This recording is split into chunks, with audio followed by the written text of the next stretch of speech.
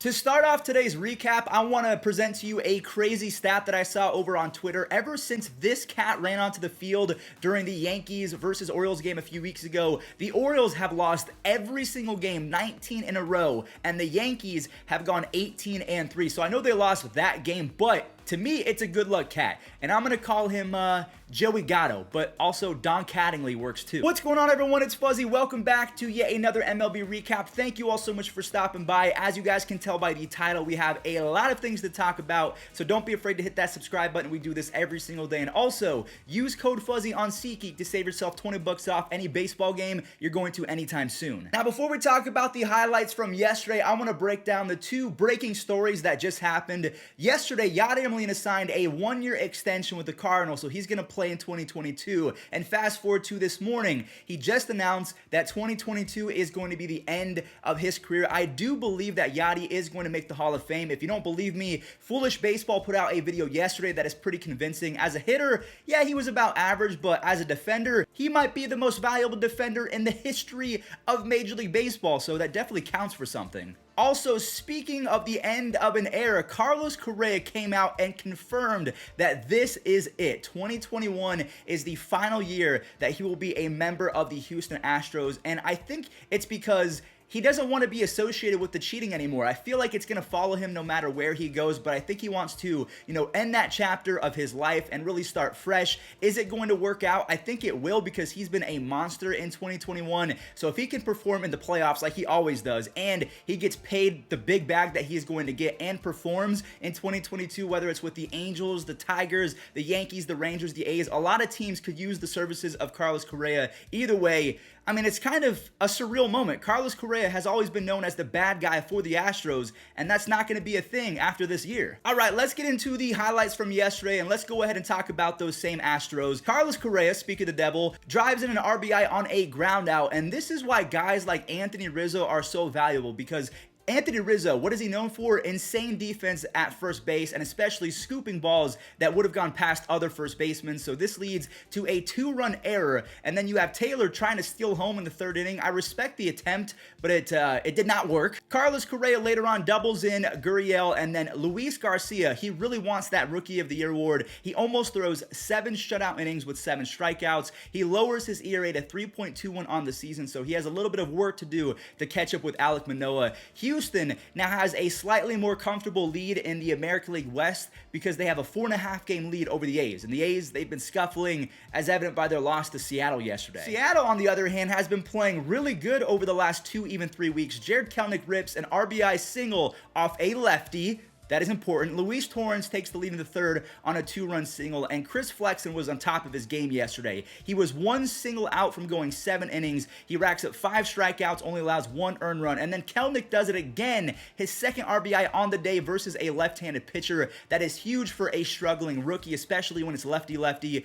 Good for him. Dylan Moore, he pours some salt on the wound by driving in Jared Kelenic, and Steckenrider with a 2-inning save. The Mariners are on a 3-game winning streak, and the A's have lost 4 consecutive games. And even crazier, the Mariners are now just 1 game back of Oakland for second place in their own division, and the Mariners are creeping up in the wild card. Dodgers versus the Padres. I don't know what happened to the Padres in the second half, but they have been just a completely different team. Will Smith, he blasts off for homer number 19, and then Machado goes yard as well. Never mind. AJ Pollock turns off gravity for a second, and he takes this home run back. I almost thought it was fan interference, but it was not. Julio Urias took a no-hitter into the 5th inning, and his first game back from the IL. He ends up with 5 shutout innings, only 1 hit and 4 strikeouts. AJ Pollock, not only can he do it with the glove, but he does it with the stick as well, drives in 2 on a single. He is hitting .307 with the 138 OPS plus and 53 RBIs. That's a monster season. Jansen K's Adam Frazier for his 28th save, and I just want to mention Adam Frazier, he has been bad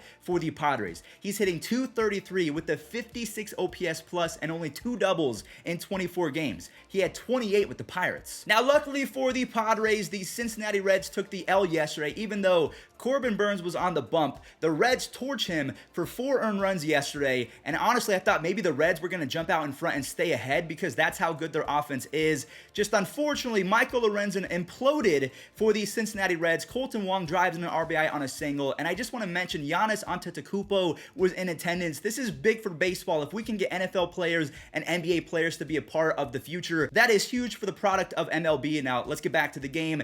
You have 2 sacrifice flies. This makes the game tied. And then Omar Narvaez grabs the lead to end a 4-run 7th inning. And then Colton Wong extends it with a 2-run shot. Meanwhile, the Brewers bullpen ends the game with 3 no-hit innings, and Josh Hader collects save number 27. The Reds and the Padres both lose, so the Reds stay 1 game ahead of second place in the NL wildcard, just ahead of the Padres. One team that doesn't have to worry about the wildcard whatsoever, the San Francisco Giants. I mean, they are just so good. I didn't even know that they were number 1 in baseball for home runs hit after Brandon Belt goes 431. Francisco Lindor tried to do the same thing in his first AB back in the lineup along with his double play partner Javier Baez. That's going to be exciting, but it was a warning track shot, and then Yaz, he upstages Brandon Belt with a 451-foot pimp job over his last 160 games. Yaz has 37 doubles, 30 home runs, and a 123 OPS plus.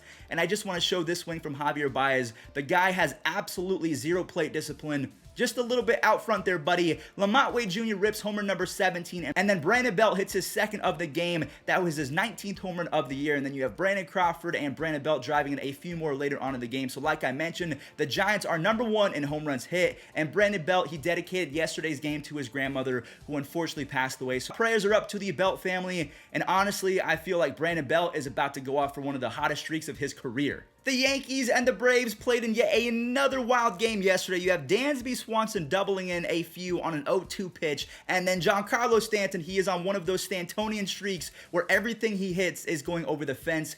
Gary knocks in an RBI right before DJ LeMahieu. His power is down, but he flexed his little mini muscles yesterday on a 2-run home run. The umpires were terrible yesterday. Austin Riley finds a hole for an RBI, and Freddie Freeman was called out when, in my opinion, he was clearly safe on a couple different camera angles. Rougned Odor hits a 413-foot blast. This was huge because Chapman, he's been horrible ever since the middle point of June. Wandy Peralta has to come in and save the day, and the Yankees now have an 11-game winning streak. They've won 10 series in a row. They haven't done that since the 50s. The Red Sox offense has been really good the last few days. You have Travis Shaw homering in back-to-back games, and Hunter Renfroe uses every ounce of muscle in his body to just barely get this 3-run moonshot out of the park. I say moonshot because he hit it so high up in the air. Devers delivers on an RBI double right before Alex Verdugo adds 2 more on a double of his own, and Renfroe does it again. He now has 25 home runs and 77 RBIs. Now the Twins do come back to bring it to a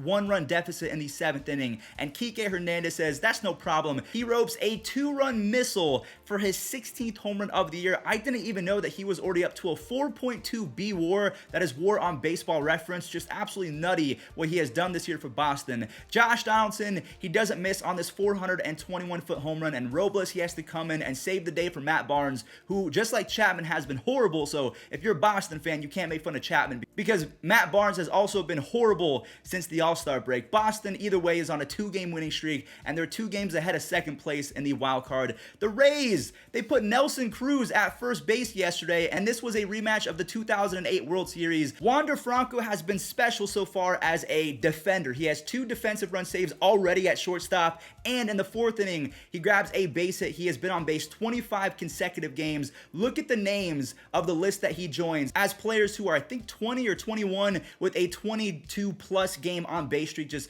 insane what he has done. We have Nate Lau socking a ball to the right field gap for an RBI, and then Brad Miller answers with an RBI double as both starting pitchers were great. Drew Rasmussen goes 5 innings, allows 1 earned run, and Ranger Suarez almost tosses 7 innings with 7 strikeouts, only 1 earned run. Then Nelson Cruz, the first baseman again, the first ever game at first base for Nelson Cruz. He delivers with a 2 RBI double, and Kittredge was nasty. He ends the game. The White Sox versus the Jays. Jose Abreu smacks a 3-run shot on the 5th pitch of the game. Yet again, he is leading the league in RBI, so he can do that for the 3rd season in a row. Mendick drives in another as Eloy extends his hitting streak to 13 games. And then Dylan Cease, he carves up the Toronto lineup. He tosses 7 innings with 7 strikeouts, only 1 walk allowed, and Liam Hendricks escapes a bases-loaded jam in the 8th versus Vladimir Guerrero Jr. Now, he does allow a run in the 9th, but he secures his 29th save, and the Jays fall to 5.5 games back of the wild card spot. The Angels versus the Orioles, 22 runs combined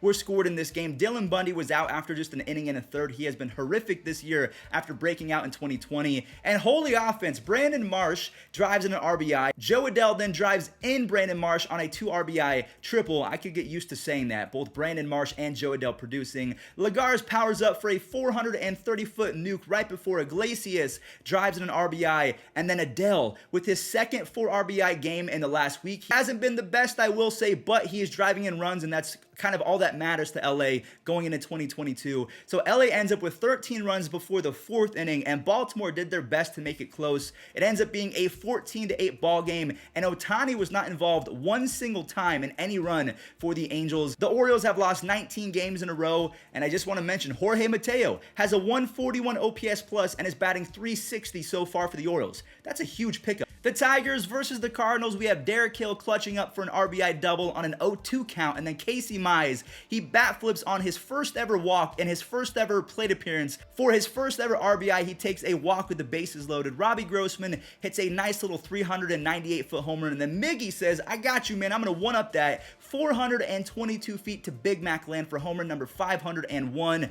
Flaherty leaves after that, and then Casey Mize shoves it. 5 shutout innings, only 2 hits allowed on 76 pitches. He is on a pitch count. Arenado makes it close in the 8th with a 2 RBI double, but then Michael Fulmer gets the job done, and the Cardinals, they're lucky that every other top team for the NL wildcard lost yesterday because they did not lose any ground. The Rangers beat the Cleveland, whatever their name is, 7-3 yesterday. Nate Lowe pulls an outside pitch for a 3-run home run, and then the Jet, Daniel Johnson, with his 4th home run of the year. He is on a 4-game hitting streak, now is almost up to a 100 OPS plus. I hope that he is really good. DJ Peters, he has an RBI ground out in the 5th, gets another one in the 7th. J.K. Milestraw, why do you people even hit it to this guy anymore? He can cover more ground than almost anyone I've ever seen. Nate Lowe secures his 5th hit in the 9th, and DJ Peters gets revenge and actually leaves the yard, so that game was not fun for me. The Nationals beat the Marlins 5-1 after Trace Correa hit a 2-run tater, and Lane Thomas made it a 3-run 4th inning, and Zimmerman with a 2-run home run. He now has 40 career home runs against the Marlins. Eric Fetty was throwing Chetty yesterday. 10 strikeouts, only 1 earned run allowed, and Jesus Luzardo now has 17 walks and 24 earned runs in just 22 innings for the Marlins. They have to send him down because he is a full-blown liability. He has been horrible, even though he has nasty stuff. And the last but not least, Michael Chavis has my favorite right-handed swing in all of Major League Baseball. He hits a 430-foot no-doubter, and Brian Reynolds drives in the 2nd run for Pittsburgh on a sacrifice fly. David Peralta, he risked it all and made the catch, only to have Anthony Alford hit a 2-run cannonball to left field, and JT Brubaker tosses 5 shutout innings with 6 strikeouts. He can be ace level every so often, but it's just getting there is the hard part. Now, I do have to show this 440-foot bomb from Ketel Marte, and that was it as Chris Stratton strikes out 1 for his 2nd save of the year, and the Pirates, good for them on a 2-game winning streak. All right, everyone, well, that does it for today's MLB recap. I hope that you enjoyed. If you did or you learned something new, hit that subscribe button, save yourself money, use code Fuzzy on SeatGeek to save 20 bucks off, and enjoy Lucas Giolito a year ago doing this. To right field, Adam Engel is there! A no-hitter! The 19th in White Sox history!